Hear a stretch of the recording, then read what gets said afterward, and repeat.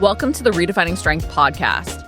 Everything you need to succeed on your health and fitness journey, even the stuff you don't want to hear. We're here to talk about silencing that inner critic. I'm super excited to be joined by Allison.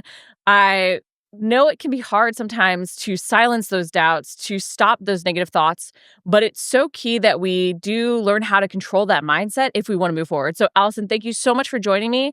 Let's jump into talking about why that inner critic is even there.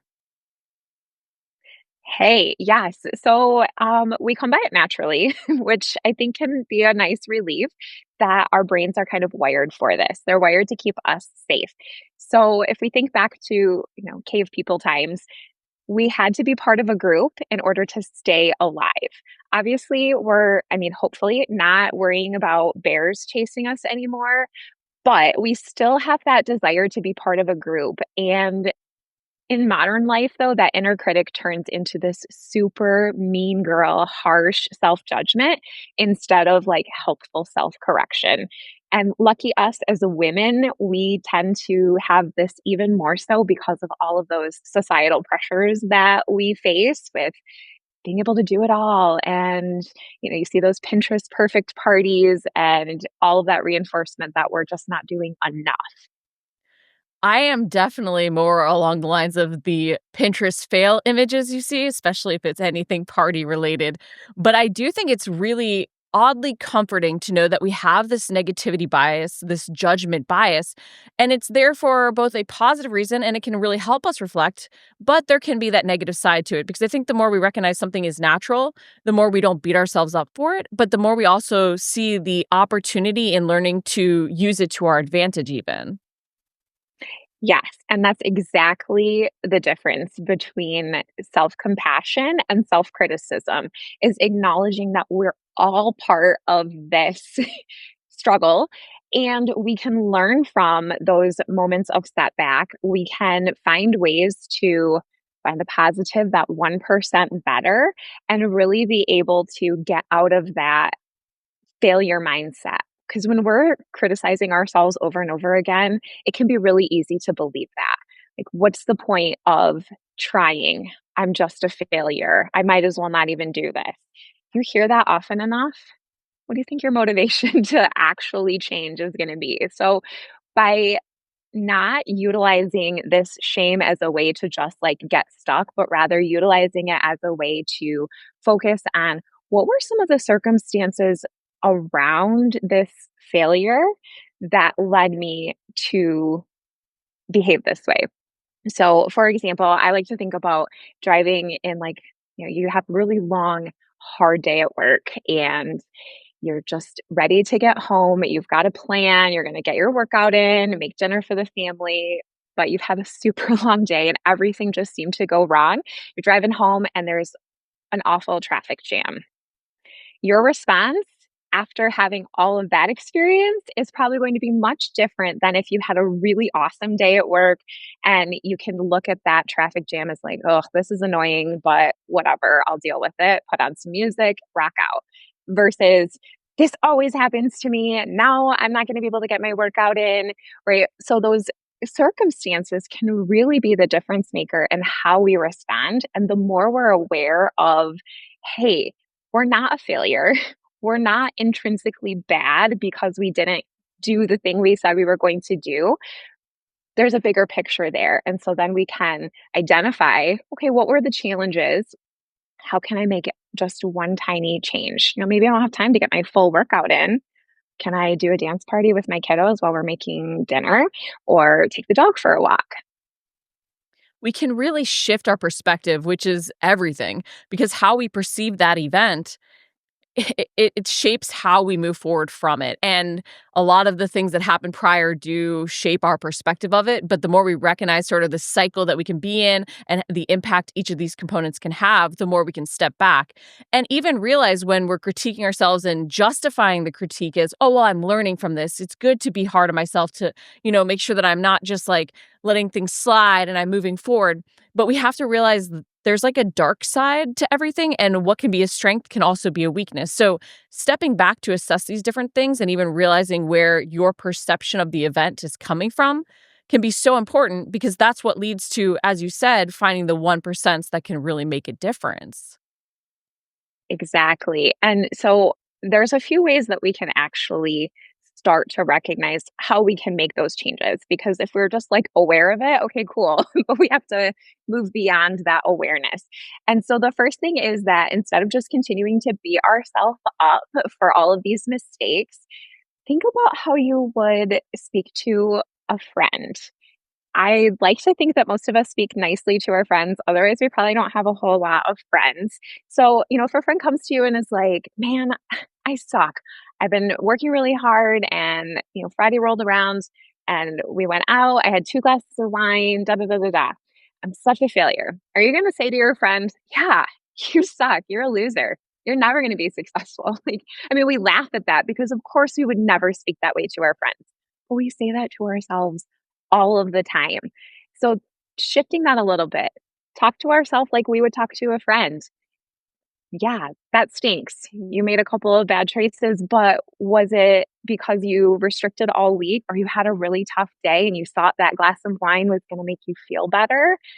Now we can identify, like, okay, tomorrow, I'm going to drink a lot of extra water and make sure that I get right back on track and hit my macros and get my workout in and feel really good and honor my body with some good movement. So instead of beating ourselves up for what we intend to do, which can then lead to more setbacks, we get stuck, right? If Friday night rolls around and we kind of blow it, how many of us have heard that, like, well, I already ruined it. Might as well just wait till Monday.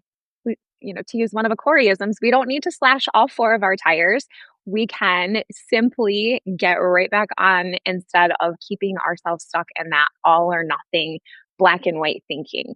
Because when we look at ourselves that way, we just stay stuck. We always do those same things that we've been doing over and over again.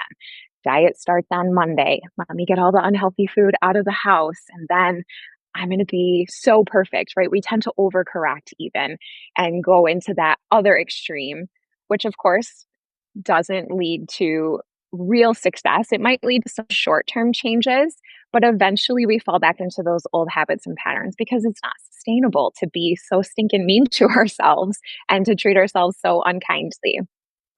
It also creates a lot of the mindsets which only hold us back from moving forward or implementing tools or techniques later. Because if you think about that pattern, right? Maybe you did track all week, you hit specific macros all week, you hit specific calories all week, and you cut out all the foods you love.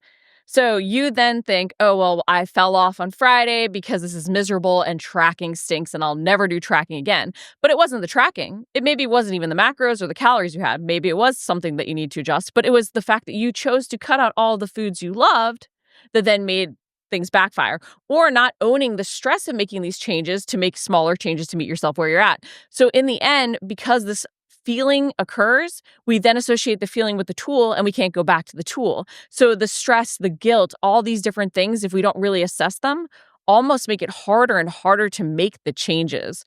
Not to mention, like you pointed out something so important, we get that all or nothing mindset, right?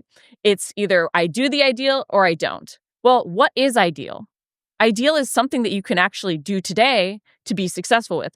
Ideal is picking yourself up when you fall down. You're not just going to be laying on the ground in the middle of the sidewalk, right? As people step over you, you're going to get up, stand up. Yet that's how we sort of treat like mishaps with our diet or our workout routine. We're just laying on the sidewalk, letting people step on us. Yeah, I love that analogy. And it's like, it makes me laugh because when we really think about that, it's like so silly, right? We have so many ways that we can still be successful without having to go to that other extreme of, standing up and running down the sidewalk or whatever, to just take that metaphor a little farther. So really, when we think about how we are going to, okay, what is self-compassion even? And like, how do I do this? So I think there's three big components to self-compassion that really help frame that we are all in this together. And I love this because every single one of us, regardless of how much we present to the world as the like perfect or the ideal, we all struggle. We all look in the mirror some days and don't love the way we look, or we say something and we're just like, oh my God, I cannot believe I said that. Right? We all have that experience. So when we're able to look at those setbacks and struggles as part of this like larger common humanity that we all struggle, then it makes our challenges less unique. And that's important because when we think that we're the only person who's struggling with something, it makes us feel like we're an outsider. So if we go back to what I talked about at the start of this conversation, that's going to be a stressful situation for our brain. Oh my God, I'm not part of the in group. So when we're able to look at this from this common humanity standpoint, we're not defective. We're not unique in our failures. We're just like everybody else. But that means that we can acknowledge that suffering in a way that's like, okay, well, I had a bad day today, but I bet you that my coach had a bad day last week or whatever. So we're able to really move past that, like, this is just sucky for me. And I'm the only person who's ever had to struggle with any of this. And not only move past a little of the self-pity, which I've thrown plenty of pity parties myself, but in that we see that by being able to see the flaw in something, that means that we've already grown. And I bring that up because I've been putting out videos for a very long time and made lots of amazing mistakes in that time. But I'll look back at like previous blog posts I've written or like videos I've done and be like, oh my goodness, I put that out. That's really out there in the world. And I now like I used to get all like cringy and be like, should I take it down? And now I'm like, the reason I think that's so bad is because I've gotten better. When we can even pause to reflect and be like, oh, that's not how I like that situation to go. I wish I hadn't had those glasses of wine on a Friday night. That right there is that self-awareness that you already need to feel proud of because that means that you've already grown from it. Like recognizing your flaws and being able to say, okay, this is a learning experience is what moves us forward. And I bring this up because I have a hard time saying that word self-compassion. It feels a little too huggy for me, but finding a way to embrace that we need to have that and you can't just always beat yourself up because that internal language, like what you repeat consistently, you become, right? Your actions are going to be in line with the verbiage you're using with yourself. It's so important. So for a non-hugger, let's go into a little bit more self-compassion and how we can really build this. Yes. It's so funny because actually one of the best ways to help yourself feel safe is to give yourself a hug, but you don't have to do that, Corey. um, yeah, you're so right when you talk about being able to look at those setbacks because we've grown, we've learned better, we know better, and now we can look at that as not a failure. I'm not a failure. I'm not doomed. This situation came up and now we can look at it as part of that longer journey. So, did I track every single macro and hit everything perfectly? No. But did I track something? That's a win. That's different than maybe the way I used to behave in the past. If I don't track it, it didn't happen. Spoiler alert, it does. So being able to respond instead of react is really key as part of this whole idea of being self-compassionate. And so again, it allows us to take a step back, and some of this may feel a little woo-woo or a little huggy, but if you think about all of the years that you have spent doing the same thing, of complaining, yelling at yourself, speaking really unkindly, and it hasn't worked. Or maybe it's worked in the short term, but not long term, or it doesn't leave you feeling very well. So, like, let's try something different. Let's try looking at a situation almost as like an outside observer. So, one of the tricks that you can use is you can even just start to be a little more aware of when those thoughts pop up. And you can, this seems kind of silly, but you can even give that little inner voice a name. Maybe you call it, I don't know, Sandy, whatever, somebody you don't like. And it helps you to create that distance. And then you can hear those thoughts and be like, oh, yeah, that's Sandy. She just wants to make me feel bad about myself again. By being aware of when those thoughts come up and just sort of acknowledging them, even if you don't have the time to like sit down and journal or reflect about it, it just helps to bring that awareness more so to the forefront so that eventually you're able to, Okay, now I know when these thoughts come up every Friday night or every morning when I hit the snooze instead of getting out of bed and going to the gym. Now I have that situation a little bit more in focus and I can think about, okay, if I know that I hit snooze every morning instead of going to the gym, do I need to reevaluate when I work out? Maybe that first thing in the morning workout isn't the best or ideal for me. Or maybe I need to prep a little bit more ahead of time, have a better nighttime routine so that I'm going to bed earlier. So now we have that opportunity to identify those patterns and then where are those tweaks that we can make to improve for next time. It's so key, that separation between your thoughts and the actions that have to occur. And when you do name something or, call it a bad roommate in your head or whatever works for you do create just that little bit of pause and distance to be like, okay, this is a thought I'm having, not something I have to become. And off of that too, like, those thoughts are going to happen. They're going to pop up, and it's not that we can always control them from occurring, because it's not only a routine and habit we've created for a very long time, right? That we're trying to break, but we're human. And on top of that, like, we can recognize when they're occurring to even then put in some of the positive as well, which for me, like, I'm not a hugger, but I do my own form of, I guess, a physical fist bump, right? And not for self compassion, no hugging, but the bicep kiss. It's kinda a little more awkward, but it helps, it keeps me true to what I want. But even thinking about, if the negative thoughts are occurring, how can you state a positive too? Like, think about how many times you've had a brag that you then don't say, but how willing you are to say the negative. We need to shift that mindset and realize that bragging is not being humble. It's owning something awesome that you did and balancing out all the negative thoughts that you've had no problem saying. Yeah, I think that goes back to that whole concept of that all or nothing mindset, that if we're not totally perfect or we haven't quite reached that goal yet, that it's not worth celebrating. And that's where a lot of us end up kind of just stuck and feeling like we're never making any progress. But when you're able to identify all of those places along your journey that you have gotten better, maybe you can't do a full pull up yet, but maybe you're doing more weight on a lat pull down. That's growth. That's progress towards that goal. And, you can reframe instead of saying, "Ah, man, I'm such a lazy person." Now we're able to say, like, yeah, well, you know what? I made this choice and I'm going to own it. And I know that even though I didn't get my formal workout in, I am going to be really intentional today with making sure that I get some extra movement in because it feels good for my body. And reminding ourselves that that progress is not linear. And I think that that's the other thing that we expect to see this like beautiful flat trajectory heading upward. And that's just not reality at all.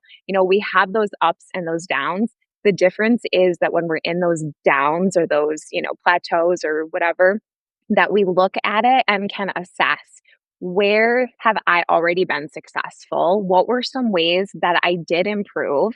And yes, acknowledging that, like, we haven't quite gotten to that like ultimate goal yet, but we're a heck of a lot closer than we would be if we never started or if we quit when we got to one of those down days. And I love that you use yet, because I think that word is so powerful in setting our expectations in line with what we need to do, and also not limiting ourselves with the idea that we can't, right? It adds that little shift. I can't do X yet, right? It allows for growth. But off of that too, I think it can be really hard to find the line, right?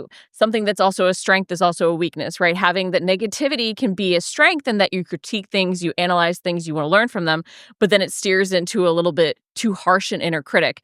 How can we find that balance and realize that self-compassion doesn't mean letting yourself off the hook? But again, that even can sometimes be overcorrected the other way. Yeah. So if you think about when you make an excuse for something like, oh, sorry, I was late, traffic. Was it traffic or did you just make the choice not to leave soon enough? Um, when we make excuses, we're just kind of dismissing the issue or we're ignoring it. Like, well, this is too hard, right? But we're not actually able to then move forward. We get stuck. But when we come at something with more of that self compassion, so we acknowledge, like, "Yep, I didn't get that workout in. I'm gonna be intentional with movement later on today." And it also encourages more of that learning, again, which is how we're going to grow. So when we make excuses, we're kind of like justifying or rationalizing the behavior. Well, I was really hungry, dieting's hard, and so I ate the pizza. Um, but there's no reflection there. Self compassion means we kind of look at that behavior with more of that curiosity. Why did I choose to eat pizza? Maybe it was because pizza's freaking delicious and you wanted it, right? Okay, so how can we adjust? And is there a way that maybe we could have a slice of pizza with a side salad? Or maybe we have more of that, I don't know, veggie pizza. I guess some people like that, not me. But give me the real thing or nothing. Anyway, also when we're able to have that self compassion, we can really actually improve our motivation rather than deplete it. Because when we are kind to ourselves, we feel better. We actually want to continue to feel that way. So, think about when you're rocking things with whether it's your health and fitness journey or simply just like in the zone at work, you're feeling really good. You want to keep that good feeling going. And that's going to help drive some of that intrinsic motivation to continue to make those choices that are going to help you feel better, that are going to lead you to those goals. But if we don't actually give ourselves that opportunity to reflect on it, all we do is then say, like, well, I'm a loser, I stink. And then we kind of just avoid or never actually get started. We stop the success snowball, we'll call it, where the more you do, the more you do, and the more successful you feel with things, the more you want to do those things that are making you feel really good. Versus when you do something that you can't achieve, you set your expectations too high, you focus too much on an ideal over just what you can control, you end up doing a lot less because you're not in that success mindset. And I love the way you frame that because I think it goes back to agency. A lot of times we give away our own agency. We say, oh, well, in critiquing ourselves, oh, well, I'm just flawed. I'm just this. I'm just that. Or even with like letting ourselves off the hook, we say, I deserve this, right? We're not looking at our own control and our own choice in the matter. And I think the more we bring it back to, I have to take agency and ownership of this, the more we're not letting ourselves off the hook when we do show ourselves compassion and grace, but we're also not letting that critique become something that we're just sort of writing off as an inherent flaw, so to speak. Yeah, we're like taking that power back. We actually then can take action instead of looking at all of these things as happening to me that's causing all of these reasons to fail. It's what is my role here and how can I improve? How can I take some action to move myself forward? And that's like such an empowering thing because instead of just waiting for things to happen to you, you get to choose. You get to decide. I'm like, you can hear my passion because it's so exciting. Like you have this choice there, and I think that that's a huge component that um, is part of being a little bit more kind and compassionate to yourself. We like taking action because action feels good. It makes you feel like you're doing something towards your goal. And while we do have to pause and think about it, and I know that has to come in into play at points, action is really what drives us forward. And so, on that note, what actions can we take today, this week, this next month to really start to build that self compassion and be aware of that inner critic when it is trying to speak up a little too loudly? Yeah. So, first, awareness, simply noticing when you are hearing that voice. Again, maybe it's just that, like, maybe you do a tick mark on a little sticky note or something like that. And you can kind of identify, man, I'm really kind of mean to myself, right? That awareness is important. So that's the first step is just really being intentional about paying attention to when you hear that inner critic start to talk to you. And then when you have a little more data, a little more distance from it, so a couple of weeks, I would really give yourself that time to pay attention and be mindful of that voice. Then you can start to identify some of those patterns, like I was talking about. Are there certain times of the day or certain moments that you hear that inner critic more? And then you can ask yourself, is this something I would say to a friend who is struggling? Like, and truly think about like, what's the tone of voice? What are the words that I'm saying to myself? And then you can say, like, okay, I clearly would not speak this way to a friend. So now we can reframe some of that. Once you've got that verbiage down, now you can actually start practicing it. So when you do hear that inner critic saying, when you step on the scale and it's like, oh, the weight's up, I'm a failure at this. You can hear yourself and you can kind of interrupt that pattern and say, the scale's not reflecting the number I wanted to see, but it does not define my progress. And it's only one piece of data in my journey. And when we are able to look at some of those setbacks or those times where we feel our inner critic yelling at us, we can then get curious about the data. What can we learn from it? How can we improve for next time? And then something that you can also do that I think is really helpful is come up with a self compassion mantra. It can be as cheesy and as corny as you want it because you're the only person who's going to hear it. But that acknowledgement of, I'm a human. I'm struggling and that's okay. And what is possible right now? And you can obviously like Google, but even thinking about what are the things that I like to hear that help me feel good and help me feel better. And that will really help you start to identify what's a mantra that's going to resonate with you. Because if it doesn't feel good for you, you're just gonna be like, "Well, that's dumb. I'm not gonna say that to myself." So really thinking about what do you wanna hear when you're struggling and use that as kind of your driver to generate that mantra for yourself. The mantras always seemed like verbal hugging to me, I'll be 100% honest, and then I realized how many of them I had in my own life, and I was like, "Maybe I am a hugger." Just kidding. No. But it doesn't have to be something that's even like a positive affirmation, so to speak. It can just be something that makes you pause so that you're not letting that critic be so negative, that you're seeing the growth opportunity. For me, that's just the question of why.